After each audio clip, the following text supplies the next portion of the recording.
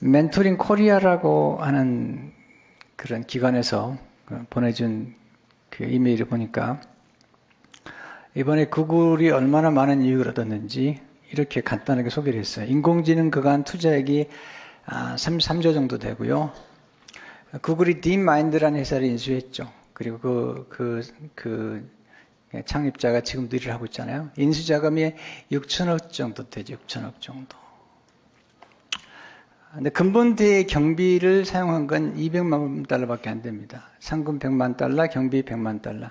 근데요, 행사 기간 동안에 뉴욕 나스닥 구글 주가 상승 가격이 58조입니다. 네. 우리가 다 알파고에 빠졌을 때 돈을 챙겼죠. 네. 전 세계 매스컴 홍보 수소원 가치를 가져왔고요. 브랜드 가치가 애플 1위 다음으로 세계 2위로 한 등급 상승했고요. IBM 그간 인공지능 패권을 구글이 알파고로 이어받게 된 것입니다. 전 세계 사람들이 알파고 이세돌의 그 바둑에 정신이 팔리는 동안에 구글은 엄청난 돈을 챙긴 것입니다. 사람들에게 준 것은 두려움과 공포를 조장한 것뿐이죠.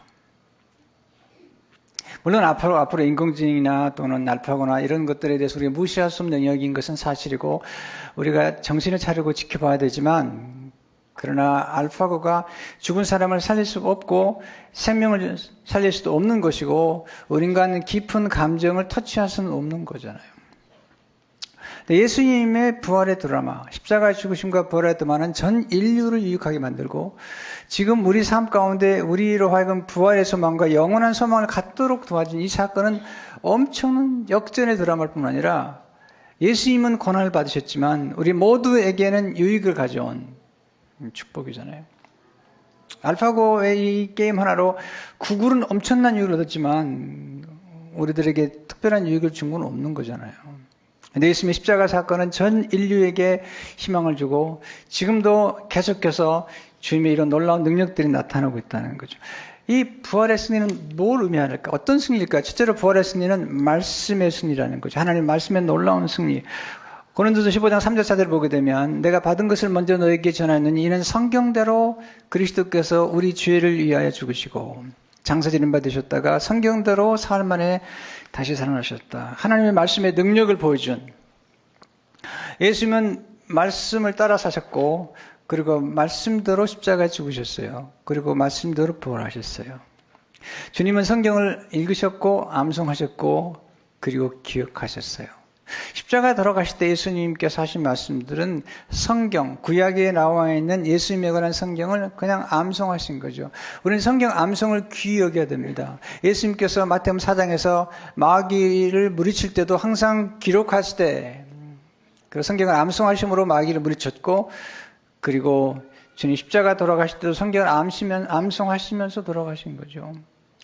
특별히 누가복음 27장 40절을 보게 되면 제9시쯤 예수께서 크게 소리질러 이르시되 엘리 엘리 라마 사박다니 하신 이는 곧 나의 하나님 어찌하여 나를 버리셨나이까 하는 뜻이라.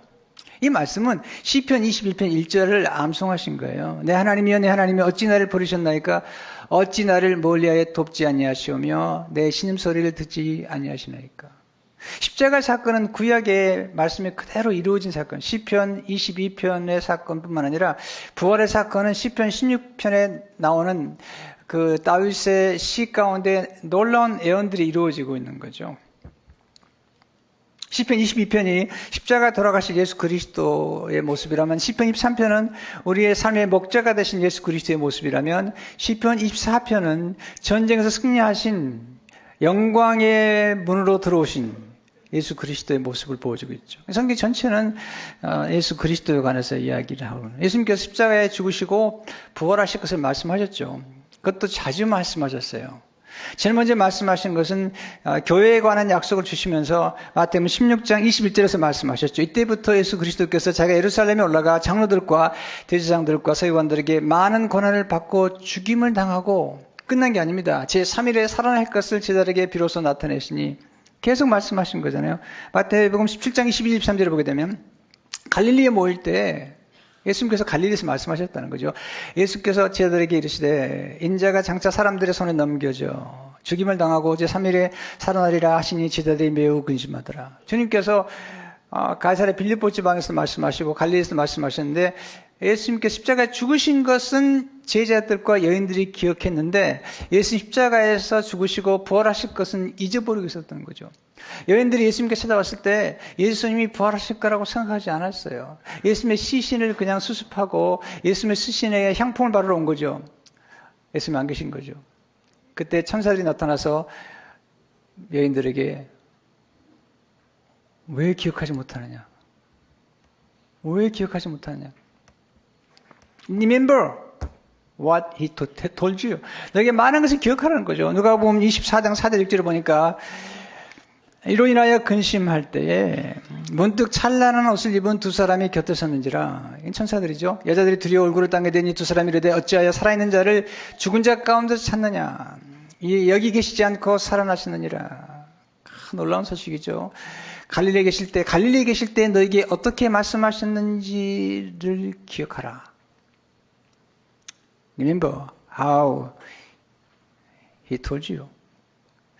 우리가 보면 예수님의 십자가의 죽으심을 믿지만, 기억하지만 예수님의 십자가에 죽으시고 부활할 것을 기억하지 않았다는 거죠. 그 소식을 듣고 천사가 예수님이 다시 살 것을 기억나게 해주잖아요. 누가복음 24장 7절 8절을 보게 되면 이르시기를 인자가 주인의 손에 넘겨져 십자가에 못 박히고 제3일에 다시 살아나야 하리라 하셨느니라 한데 그들이 예수의 말씀을 기억하고 여기 보면 기억하라 또 기억하고 여러분 우린 예수님의 십자가의 사랑을 기억할 뿐만 아니라 거기서 끝나면 안 됩니다. 예수님의 부활을 기억해야죠. 우리 인생은 기억으로 만들어져 가는 거예요. 우리가 어릴 적에 봤던 상처와 아픔들이 그걸 오래 기억하면 우리는 미래를 만들어가 버립니다. 그러나 우리 어릴 적에 또 우리가 살아가면서 누군가로 봤던 격려와 그리고 인정을 기억한다면 우리는 그 기억이 우리를 지탱시켜주고 또 우리의 미래를 만들어주는 거죠. 기억은 굉장히 중요한 파워죠. 하나님의 말씀을 기억하는 것도 놀라운 힘인 것이죠. 기억도 선택하는 것 같아요. 근데 사도들과 이 여인들이 예수님의 십자가의 죽음은 기억했지만 예수님의 십자가의 부활은 기억하지 않을 때에 천사가 와가지고 기억하라. Remember. 기억하라는 거죠. 우리는 많은 경우에 기억하지 않아야 될 것들은 기억하고 그리고 마땅히 기억해야 될 것을 망각할 때가 있잖아요. 왜 부활절을 지키죠? 우리가 예수님의 그 부활의 능력을 망각하고 있기 때문에 그 부활의 역전에 들어가를 망각하고 있기 때문에 절기 때마다 기억하라고 하는 거잖아요. 부활의 놀라운 능력이 나타나는 거죠. 십자가에서 죽으신 예수님을 살리신 놀라운 능력이 사도 바울은 이 능력을 에베소서 1장 19절 20절에서 이걸 알라 그 힘의 위력으로 역사하심을 따라 믿는 우리에게 베푸신 능력이 지극히 크심이 어떠한 것을 알라 incomparably great power 너희로 알게 하시기를 구하노라.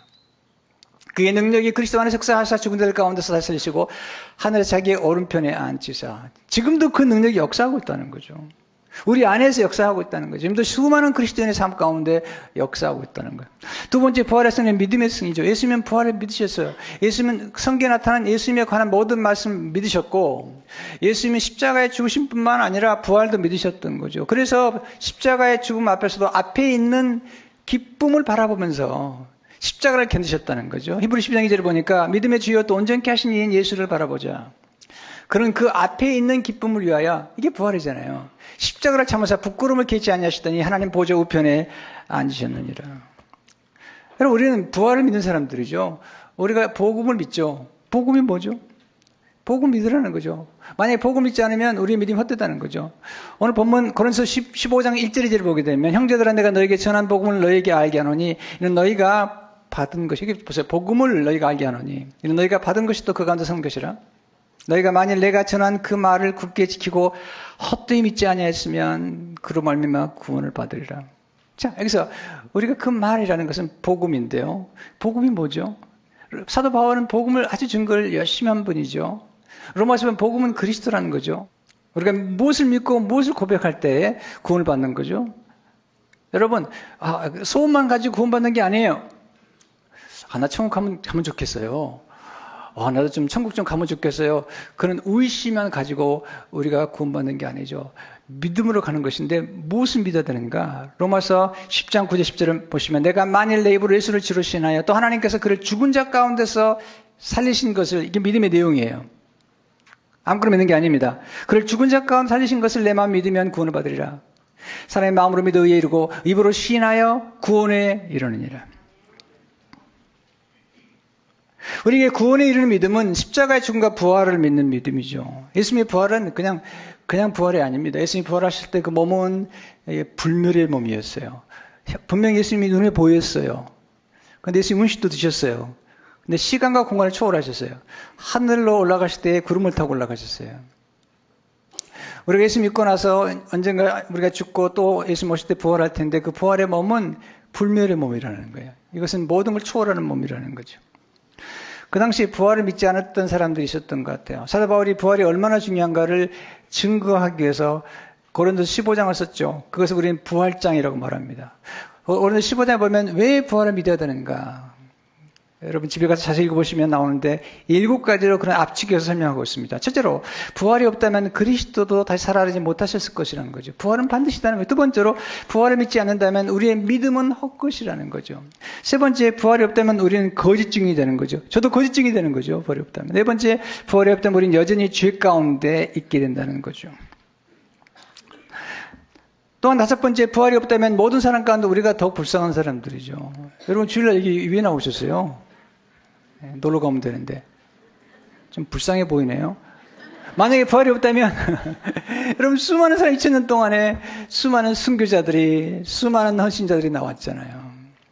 여섯 번째, 부활이 없다면 부활의 첫 열매가 되신 예수님을 따라 우리도 부활하게 되는데 만약에 부활이 없다면 우리의 부활이 없는 거죠. 일곱 번째, 부활을 믿기에 우리는 더욱 주일에 힘쓰도록 하자는 거죠.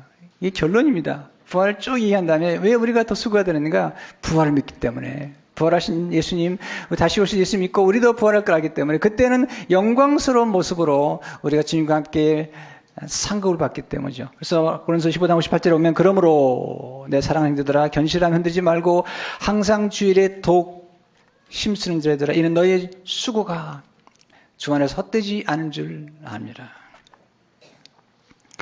우리가 예수 믿고 나서 예수님의 보혈로 예수님을 믿음으로 의인이 됐잖아요. 그리고 우리의 삶은 뭐지? 우리는 환경을 따라 사는 게 아니고 믿음으로 따라 살라는 거죠. 그래서 로마서 1장 17절에 보면 복음에는 하나님의 의가 나타나서 믿음으로 믿음을 이기느니 기록된 바 오직 의인은 믿음으로 말미암아 살리람과 같으니라. 우리는 믿음으로 승리하는 거예요. 요한에서 5장 4절을 보면 무릇 하나님께로부터 난 자마다 세상을 이기느니라. 세상을 이기는 승리는 이것이니 우리의 믿음이라. 어떤 믿음이죠? 예수께서 하나님의 아들이심을 믿는 자가 아니면 세상을 이기는 자가 누구냐? 바울은 부활하신 예수님이 우리 승리케 하신다는 거죠. 고린도서 15장 50절은 우리 주 예수 그리스도를 말미암아 우리에게 승리를 주시는 하나님께 감사하노니. 우리 몸에는 이미 예수님 영접한 사람들, 예수님의 DNA가 우리 안에 있는 거죠.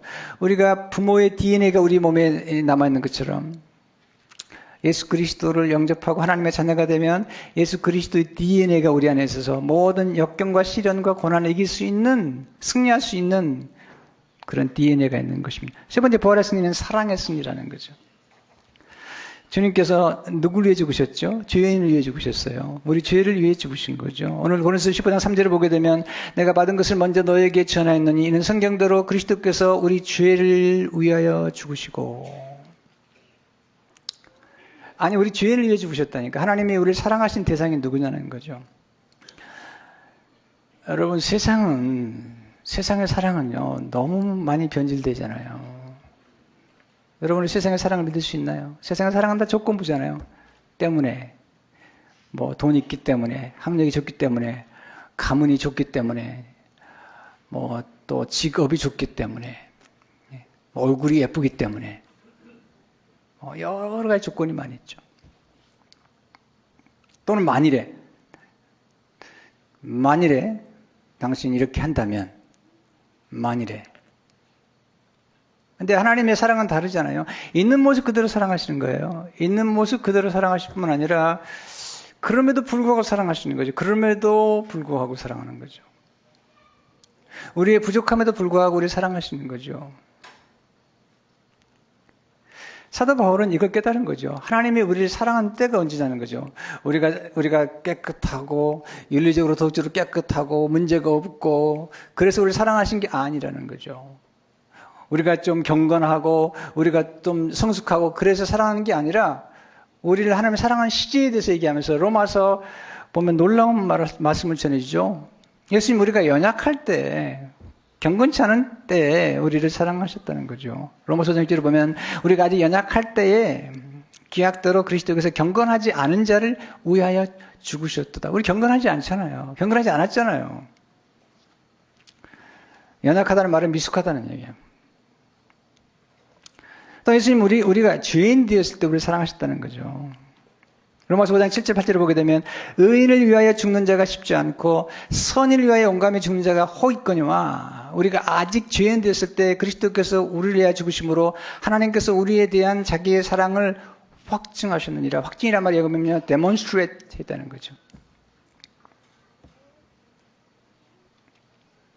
하나님 우리가 쓸만해서 사랑하는 게 아니라니까요.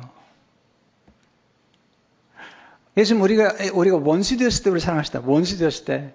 관계가 좋지 않았다는 거죠. 로마서 10절에 보게 되면 곧 우리가 원수 되었을 때 그의 아들의 죽으심으로 말미암아 하나님과 화목하게 되었은즉 화목하게 된 자로서는 더 그의 살아나심으로 말미암아 구원을 받을 것이니라.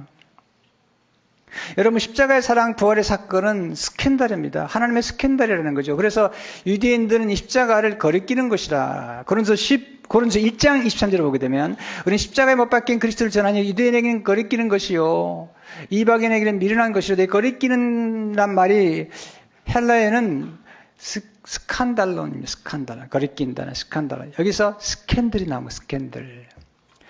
십자가의 사랑은 하나님의 사랑은 사람들이 볼 때 거리끼는 것, 스텀블링 블락, 걸림돌이 된다는 거죠.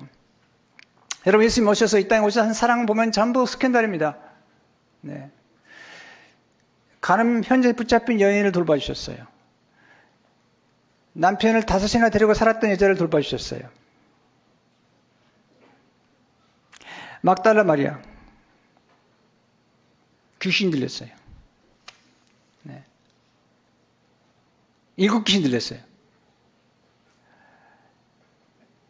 누가복음 7장에 보게 되면 예수님께 와서 옥합을 깨트린 여인이 나오는데 그 옥합을 깨트린 여인의 이름도 없습니다. 거기는요. 그냥 주인인 여자라고 하는데 그 당시에 문화적 비경으로 주인인 여자라고 하면 그건 창녀입니다. 예수님께 와서 옥합을 깨트린 여인을 보면서 그 시몬이라는 나병 환자로서 고침받던 사람 같아요. 하는 말이 예수님에게 당신이 정말 선지자라면 이 여자가 누군지 알았을 것이고 이 여자가 지금 부어지는 옥합이 어떻게 번 돈인가 알았을 텐데 어떻게 받지? 구약에 보면 구약에는 창기가 번 돈을 하나님 앞에 드리지 못한다고 그랬는데 예수님은 옥합을 깨트린 여인이 모은 바로 이 창녀로 살아가면서 모은 돈을 예수님께 부어드리는 그걸 믿음으로 받으시고 그리고 사랑해 주신 거잖아요. 이거 완전 스캔들입니다. 누가복음 7장 37, 38 들어보세요. 이 동네에 죄를 지은 한 여자가 있어 예수께서 바리새인의 집에 앉아 계심을 알고 향유 담은 옥합을 가지고 와서 예수 뒤로 그 발 곁에 서서 울며 눈물로 그 발을 적시고 자기 머리털로 닦고 그 발에 입 맞추고 향유를 부으니. 여러분 상상이 안 되세요? 오늘 제가 여기 있는데 어떤 여인이 왔어요. 머리에 핀도 꽂고 그냥 핫배치 저 위로 올라가는 걸 입고 와가지고 옥합을 깨트려가지고 막 향유를 붓고 막 내 발에다 뽀뽀하고 그러면 이게 스캔들 아닙니까? 내일 아침 신문에 나올 거예요. 중앙일보, 한국일보에 쫙 나올 거예요. 여러분 이거 스캔들입니다.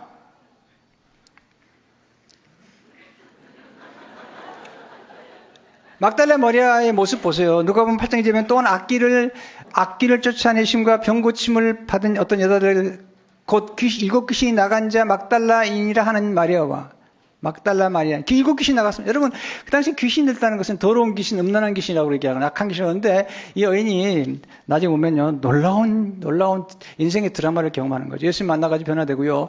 예수 만나가지고 십자가 현장에 있었고요. 예수님이 부활한 현장에서 제일 먼저 만났던 여자가 누구냐? 막달라 마리아입니다.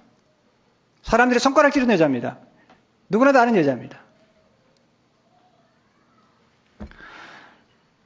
여러분 이것은 막달라 마리아의 얘기가 아닙니다. 성경 전체의 스토리인 거예요. 성경 전체에 나타난 인물들 가운데 이렇게 인생의 역전의 드라마와 인생에서 이렇게 하나님께 쓰신 인물 가운데 이렇게 사실 보면 주변 인간 변두리 인간이죠. 쓸모없다고 생각하는 인간들이 하나님의 사랑을 받은 거죠. 그 사랑이 놀라운 드라마잖아요. 가끔 여러분들이 목회자를 보면요, 기가 막힌 목회자를 볼 거예요. 저를 포함해가지고 저런 인간이 어떻게 목사가 됐나.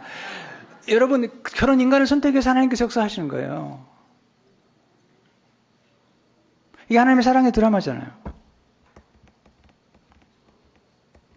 이걸 안다면 우리 아무도 정죄할 수 없는 거죠. 이걸 안다면 우리 모두가 하나님께 감사할 뿐인 거죠.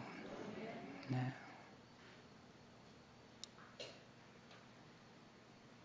십자가 그리고 부활 현장에 제일 먼저 예수를 만났던 여자가 막달라 마리아예요. 이게 스캔들입니다. 근데 여기서 사람이 변화되는, 여기서 사람이 변화되는 게 뭐냐면 인간을 변화시키는 가장 강력한 힘은 사랑이라는 거죠. 이런 사랑을 받은 사람들이 그냥 살 수 없기 때문에 변화돼서 부활의 증거가 된 거죠.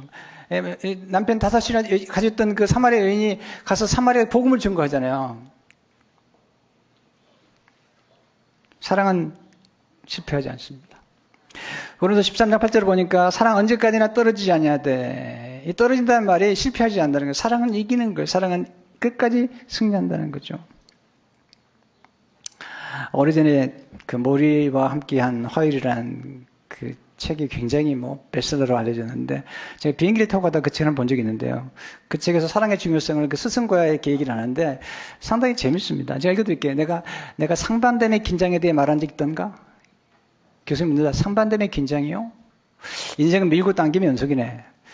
자네 이것이 되고 싶지만 다른 것을 해야만 하지. 이런 것이 자네 마음을 상하게 하지만 상처받지 말아야 한다는 것을 자네는 너무나 잘 알아. 또 어떤 것들은 당연하게 받아들이네. 그걸 당연시하면 안 되는 사실을 알면서도 말이야. 상반됨의 긴장은 팽팽하고 당긴 고무줄과 값비슷해. 그리고 우리 대부분은 그 중간에 살지. 무슨 레슬링 경기 같네요.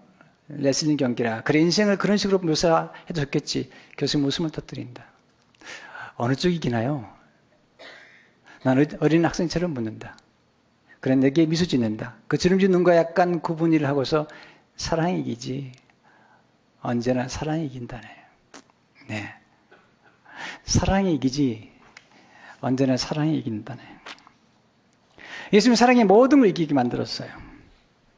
사랑은 승리의 비결입니다. 사랑은 생명의 원천입니다. 우리 인생에서 사랑처럼 우리 삶을 부유하게 만들고 풍성하게 만드는 게 없습니다. 사랑의 취가 뭘까요? 용서지, 용서. 용서가 어려운 거죠. 예수님은 용서하셨잖아요. 우리는 나름대로 용서하지 못하는 사람이 있습니다. 그리고 마음속에 좀 복수하고 싶은 사람이 있겠죠. 맥스 루케이드가 쓴 책 가운데 예수가 선택한 십자가라는 책에 보면 용서가 얼마나 중요한지 이런 이야기 썼습니다. 혹시 개한테 물린 사람 이야기를 아십니까? 개 아시잖아요, 개. 개한테 광견병. 광견병이 큰일 나잖아요. 있음을 알고는 그 사람이 갑자기 개한테 물린 사람이에요. 광견병 있음을 알고는 그 사람이 갑자기 종이에 뭔가 쓰기 시작했습니다. 의사는 그게 유서까지 쓸 필요는 없다고 했습니다. 광견병 고칠 수 있다고 말했습니다. 그러자 그런 대답했습니다. 유서를 쓰는 게 아닙니다. 이 개한테 물려할 사람들의 명단을 작성한 적입니다.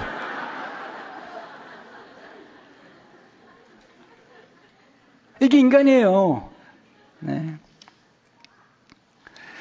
예수님은 흉기를 향기로 바쁜 분이에요. 흉기를 향기로. 제가 로우의 말을 좋아하는데 의인은 향나무처럼 찍는 도끼에 향을 묻힌다. 예수님을 찢어 죽인 사람들의 그 도끼에다가 용서의 향을, 그리고 사랑의 향을, 치유의 향을 발라주신 거죠. 여러분, 인생에서 고난을 극복한 건 대단히 위대한 일입니다. 그러나 여러분, 저는 고난을 극복하고 나서 그 고난을 극복하는 과정에서 바쳤던 악 때문에 더 많은 죄를 진 것도 봤습니다. 그러나 예수님은 고난을 극복한 정도가 아니라 사랑으로 승리했고 사랑의 극치인 용서를 베푸신 것입니다. 용서는 우리를 새 출발하게 만들어주고 용서는 우리에게 진정한 자유를 주는 거죠. 자신보다 상대방을 풀어주는 거잖아요. 여러분, 성령님의 능력으로 승리하셔야 됩니다. 부활의 능력은 성령의 능력이죠. 사도 바울은 그걸 경험했어요. 그리고 그걸 빌립보 3장 10절 11절을 보니까 내가 그리스도와 그 부활의 권능과 또 power of his resurrection, 그 고난의 참여함을 알고자 하여 그의 죽으심을 본받아 어떻게 하신지 죽은 자 가운데 부활에 이르려 하느니. 지금 우리 안에 성령의 능력이 역사하고 있는 것입니다. 우리의 싸움은 혈과 육의 싸움이 아닙니다. 사랑과 싸우지 마세요. 우리는 사랑으로만 승리할 수 있는 겁니다. 예수 그리스도의 부활의 능력으로만 가능한 것입니다. 예수를 의지할 때 우리 모든 것들이 가능해지죠. 로마서 8장 37절에 보니까 그러나 이 모든 일에 우리를 사랑하신 이로 말미암아 우리가 넉넉히 이기느니라. 네. 여러분 인생은 쉽게 끝나지 않습니다. 네. 저는 인생의 역전의 드라마를 믿고 내 삶 속에 경험한 사람이에요. 네. 아직 게임은 끝나지 않았어요. 네. 여기 왜 말이죠. 끝나기 전까지는 끝난 게 아니다. 여러분 십자가의 끝자락에서 부활의 역사가 나타나는 거잖아요. 이건 놀라운 드라마잖아요. 성도 여러분 아직 인생은 끝난 게 아닙니다. 더 있으면 우리들은요 영원한 세계가 우리를 기다리고 있습니다. 특별히 젊은 사람에게는 쉽게 결론 내리면 안 됩니다. 예, 아직 멀었습니다. 아니 어른들도 아직 결론 내리면 안 됩니다. 욥을 보니까 인생의 마지막 결론이 너무 놀라운 거죠. 여러분 이 부활의 스토리는 새로운 출발의 스토리입니다. 역전에 들어갑니다. 예, 말씀의 성취입니다.